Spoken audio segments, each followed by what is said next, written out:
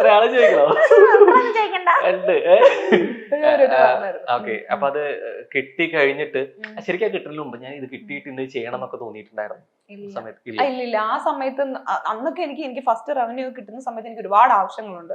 വീട്ടു ചെലവ് കുറെ കിടപ്പുണ്ട്, പിന്നെ കടം, അങ്ങനെയൊക്കെ ഉണ്ടായിരുന്നു. പിന്നെ അത്താക്ക് ആ സമയത്ത് ചെലവ് നോക്കുന്ന ഉത്തരവാദിത്തമായിട്ടുള്ള ഒരു മകളാണ് എന്നാണ് പറഞ്ഞു തരുന്നത്. അങ്ങനെയാണോ? ഓഫ് കോഴ്സ്, അതിനൊരു ചോദ്യം. ചോദിക്കണോ?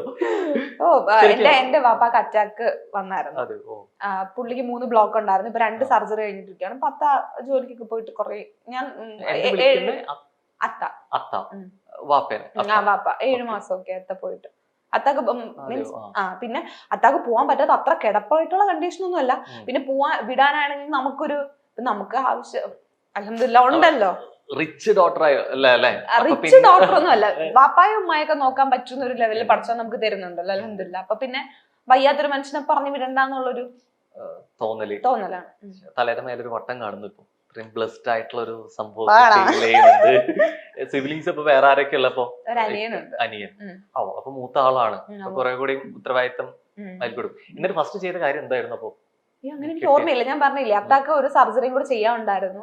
പിന്നെ വേറെ എന്തൊക്കെയോ ചെലവുകളും കാര്യങ്ങളും ഉണ്ടായിരുന്നു. അല്ലാതെ എനിക്കിത് കൂട്ടി വെച്ചിട്ട് എനിക്ക് നാളെ ഒരു ക്യാമറ അങ്ങനെ ഒന്നും ചിന്തിക്കാനുള്ള ഒരു ലെവലിലല്ലായിരുന്നു ഞാനപ്പോ. എന്നിട്ട് ഇപ്പൊ ചിന്തിച്ചു തുടങ്ങിയോ? ഇല്ല, ഇപ്പോഴും ചിന്തിച്ചിട്ടില്ല. ഇത് വരുന്നതൊക്കെ എന്താ ചെയ്യുന്ന? ഈ ചൊറക്കം കൊള്ളാലോ. എന്ത് ചെയ്തു? അങ്ങനെ പ്രത്യേകിച്ചൊന്നും ഇല്ല. ഞാൻ പറഞ്ഞില്ലേ, വലിയ പ്ലാനിങ് ഒന്നും ഇല്ല. എനിക്ക് ഇന്നത് വാങ്ങിക്കണമെന്നൊന്നും ഇല്ല. നാളെ സമയത്ത് എന്തെങ്കിലും പൈസ ഇരുന്നിട്ട് എനിക്ക് ഇപ്പൊ ഒരു ക്യാമറ വാങ്ങിക്കണമെന്ന് തോന്നുവാണെങ്കിൽ അപ്പൊ ഞാൻ പോയി വാങ്ങിക്കും. അപ്പൊ ഇപ്പൊ ആരാ ചെയ്യുന്നത്? സെൽഫ് ആയിട്ട് തന്നെയാണോ അത് വേറെ ക്യാമറ ആരെങ്കിലും ചെയ്യുന്നുണ്ടോ? ഫോണിൽ തന്നെയാണോ എല്ലാം എടുക്കുന്നത്? അനിയ ഹെൽപ്പ് ചെയ്യോ? ഈ ഇത് വന്നു കഴിഞ്ഞ ശേഷം ഇപ്പൊ കുറെ പ്രൊഡക്ട്സ്, കുറെ ബ്രാൻഡ്സ് ഒക്കെ കൊളാബായിട്ട് ചെയ്യാൻ വേണ്ടിട്ട് കോണ്ടാക്ട് ചെയ്യുന്നുണ്ടാവല്ലോ. അപ്പൊ എങ്ങനെയാ ശരിക്കും ഇത് ഡീൽ ചെയ്ത് തുടങ്ങുന്ന? എല്ലാം കൊളാബ് ചെയ്തു തുടങ്ങിയിട്ടുണ്ട്. എന്താ ശരിക്കും ഇതിലത്തെ ഒരു ബെനിഫിറ്റ്സ് എന്താ? ശരിക്കും എമൗണ്ട് എന്നുള്ള രീതിയിലേക്കല്ല ഉദ്ദേശിച്ച്, നമുക്ക് ഈ ഒരു ബ്ലോഗർ എന്നുള്ള ബ്യൂട്ടി ബ്ലോഗർ എന്നുള്ള രീതിയിലേക്ക് എന്താ ഹെൽപ്പ് ചെയ്യുന്നത്? ശരിക്കും നമുക്ക് ഒരുപാട് പ്രോഡക്ട്സ് നമുക്ക് ഫ്രീ ആയിട്ട് കിട്ടും. നമ്മൾ പൈസ കൊടുത്ത് വാങ്ങിക്കുന്ന സാധനങ്ങളൊക്കെ നമുക്ക് അല്ലാതെ കിട്ടും. നമുക്കപ്പോ ട്രൈ ചെയ്ത് നോക്കാം. അതിന്റെ റിവ്യൂസ് കാര്യങ്ങളൊക്കെ നമുക്ക് അൺബോക്സിംഗ് നമുക്ക് പേഴ്സണലി യൂസ് ചെയ്യാം. നമുക്ക് ഒരിക്കലും ഇപ്പം എല്ലാ ബ്രാൻഡിന്റെ എല്ലാ പ്രൊഡക്റ്റും ഒന്നും നമുക്ക് അഫോർഡ് ചെയ്യാൻ പറ്റത്തില്ല. മനസ്സിലായോ? അപ്പൊ കുറച്ച് പ്രൊഡക്റ്റ് ഒക്കെ നമുക്ക് എന്ത് ചെയ്യാം, പൈസ കൊടുക്കാണ്ട് തന്നെ നമുക്ക് കിട്ടും. അപ്പൊ നമുക്ക് വാങ്ങിച്ച് യൂസ് ചെയ്ത് നോക്കാം ഏതാ നല്ലത് എന്നുള്ള രീതിയിൽ നോക്കാം. നമുക്ക് അവർക്ക് പറഞ്ഞു കൊടുക്കാം. അവർക്ക് പറഞ്ഞു കൊടുക്കുമ്പോൾ തന്നെ നമുക്ക് ഒരു സന്തോഷമാണ്. നമുക്കറിയാവുന്ന കാര്യങ്ങളാണല്ലോ.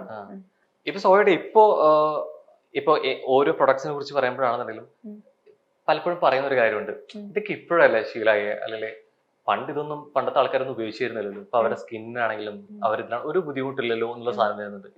ഇതേ ചോദ്യം കുറെ ജാസ്മിന് വന്നിട്ടുണ്ടാവും തോന്നുന്നു. ഉണ്ട്. അവരോടൊക്കെ പറയാനുള്ള ഒരു മറുപടി എന്താ? പണ്ട് എന്റെയൊക്കെ വാപ്പായൊക്കെ പറയാറുണ്ട്, വാപ്പായും വാപ്പാടെ വാപ്പായൊക്കെ വാപ്പാടെ വാപ്പ പറയുമല്ല, മീൻസ് അങ്ങനെയുള്ള ആൾക്കാരൊക്കെ പറയാറല്ലോ, എന്ത് നമ്മള് പണ്ട് സ്കൂളിൽ പോകുന്നത് നടന്നായിരുന്നു, ചെരുപ്പില്ലായിരുന്നു, എന്തുവാ ഒരു നിക്കറ് മാത്രം ഇട്ട്. ഇപ്പൊ പോവോ? നിക്കറിട്ട് പോവോ? നിക്കറിട്ട് ചെരുപ്പിടാണ്ട് ഇത്രയും കിലോമീറ്റർ നടന്ന് പണ്ടത്തെ പോലെ പോവോ? പോകുന്ന സ്കൂളുകളും സാഹചര്യങ്ങളും ഉണ്ട്. പക്ഷെ പണ്ട് ഒരു 95% ആൾക്കാരും അങ്ങനെ പൊക്കോണ്ടിരുന്നവരാണെന്നാണ് പറയുന്നത്. ഇപ്പൊ ഒരു 5% പോണുള്ളൂ.